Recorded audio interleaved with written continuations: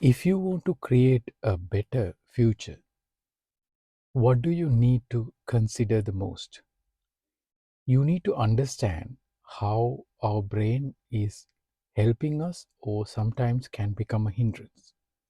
This is because our brain is a record of the past. And every time something happens, every time anything we say, brain records that. What will happen with this recording is that we keep thinking about those things regularly.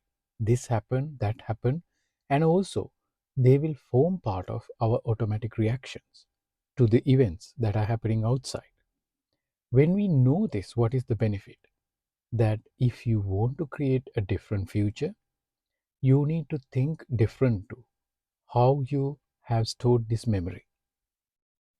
When I say this, how you need to think very differently, the challenge is we would automatically go and pick up our thoughts and automatically take the reactions. We need to stop that. How would you do that? You need to pick up an area where you want to become different and where you want to create a different future. Think of, for example, for your relationships. If you have a person you always get upset and you always feel angry with that person, but you want to create a very different relationship with that person for the future, as well as having a great dream of having a great relationship with that person. What do you need to do? You need to think differently from the future. When I say that, what I mean is you need to focus consciously what triggers my reactions to this person. You need to think through those things. It could be something that person says, it could be something that person does you don't like. But the moment you see that, it'll automatically trigger a reaction. And that reaction, when it is done, you are creating the same outcome, same reality for yourself because you also respond to that automatic trigger and you are in a loop. Now, if you think from the future more consciously, you can stop that. The moment you see the trigger, if you completely focus on that trigger and respond differently, more kindly, with more compassion, that's going to change the outcomes.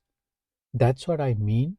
You need to think from the future and design because the brain will keep you in the same loop because that is the record of the past. And if you pay more attention and bring conscious awareness to it, as in this example, you are going to be able to break that loop. When you break that loop, you're going to create some different outcome because now that person may also start noticing you have become much kinder. You have become very compassionate. When this person notices that one, their reaction will also be different. And when their reaction becomes different, you are creating a different reality. This is very scientific, and I've been reading a book from Dr. Joe Dispenza. That is where this is outlined. But this is not simple. 100%, you have to spend a lot of time to understand this. But what he says in the book is very useful because we are the ones who are creating our reality.